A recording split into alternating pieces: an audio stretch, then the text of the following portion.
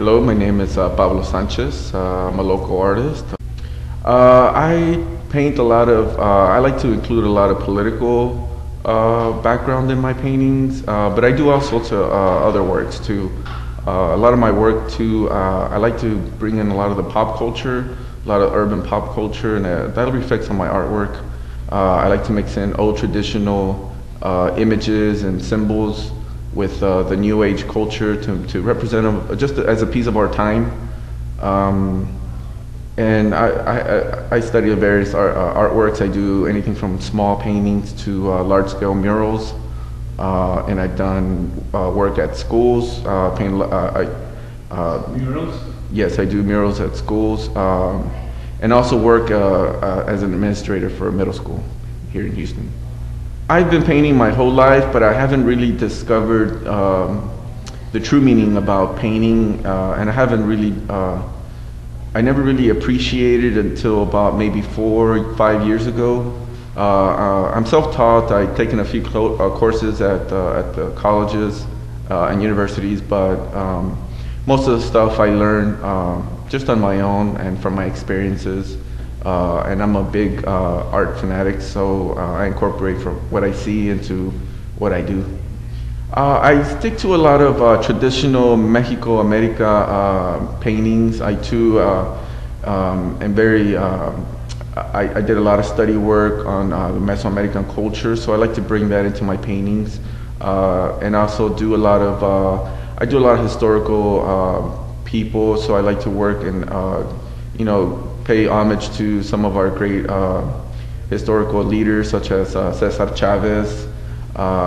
He's one of my great, I look to him for inspiration because he's a big political Chicano activist, and we live in a community where we're surrounded by things he did.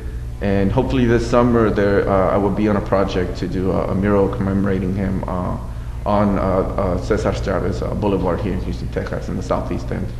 The main message of Cesar Chavez's life, I believe, was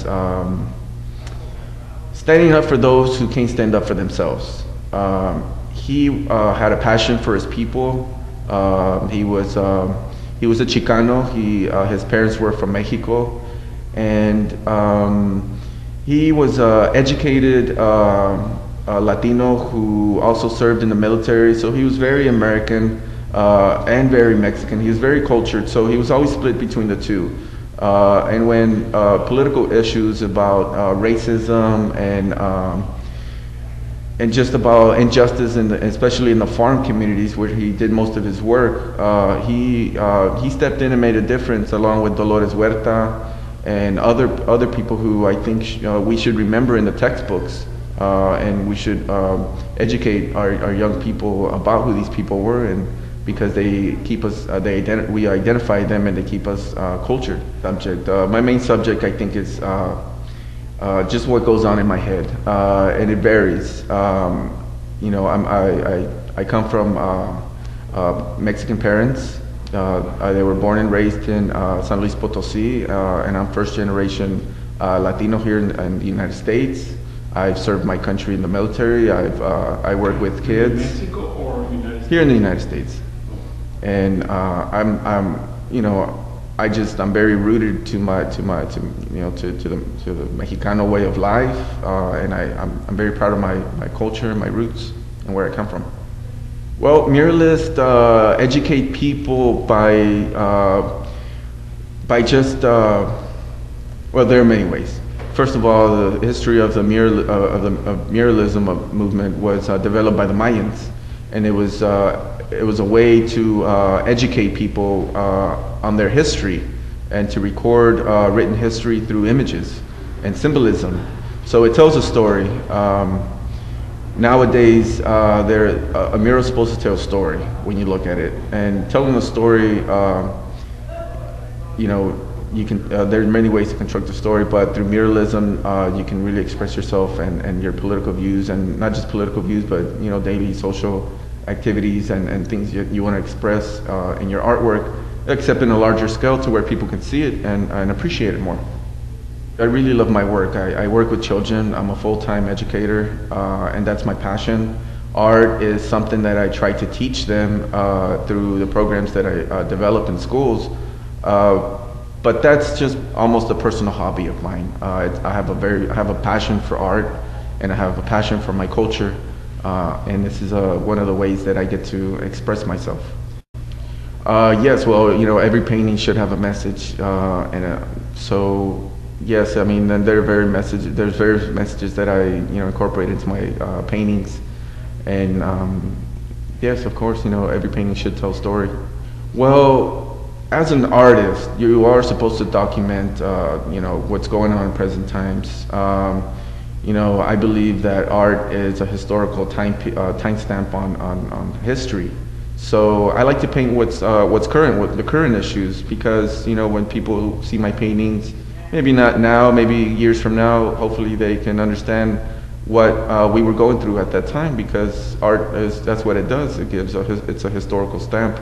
So I like to include a lot of issues that deal with immigration, that deal with with La Raza, and how we're how the Chicano familias should rise up and take more action in the community, and we should be more political savvy, and there should be more political awareness throughout the Latino society here in the United States. The law, Bill 1070 from Arizona. Yes. Well, there's many. I have many views on that. None that I really want to get too descriptive about. But as a Mexicano, I do feel that I wouldn't want to be stopped and forced to show ID because of the way I look. I think it infringes on our Fourth Amendment of the Constitution, illegal search and seizure.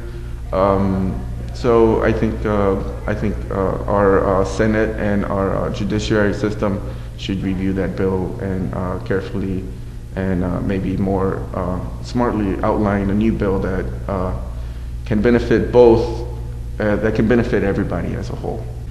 Yes, as a matter of fact, in the future we are planning a Immigrant Nation art show here at the Houston Institute for Culture. It doesn't necessarily have to do with the current Bill 1070, but you can express yourself in however you want, because immigration is such a broad topic. It just doesn't involve Mexicanos. It involves everybody from the world, basically. And when it comes down to it, we're all immigrants. The only ones that were not immigrants were the people that were here before us. So we just have to. We would like to make an awareness about immigration through an art show. So that should be interesting.